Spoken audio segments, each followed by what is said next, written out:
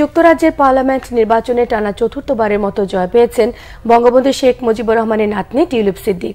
Hampstead and Highgate আসন থেকে labour পার্টির ব্যানারে 23,432 ভোট পেয়ে জয়ী হয়েছেন তিনি। নিকটতম প্রতিদ্বন্দ্বী কনজারভেটিভ পার্টি ডন উইলিয়ামস পেয়েছেন 8,462 ভোট।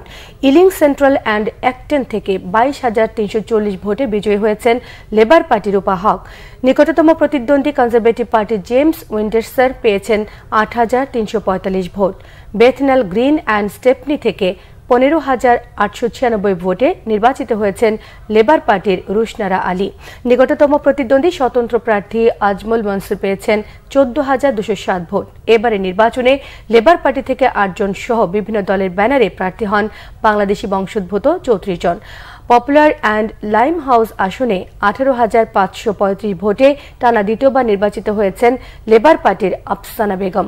অভিবাসীদের তাড়ানোর পক্ষে সোচ্চার লেবার পার্টির কেয়ার স্টারমার নির্বাচনের আগে বাংলাদেশিদের নিয়ে বিরূপ মন্তব্য করে সমালোচনার জন্ম দেন। এতে বেকায়দায় পড়ে যান বাংলাদেশি বংশোদ্ভূত প্রার্থীরা।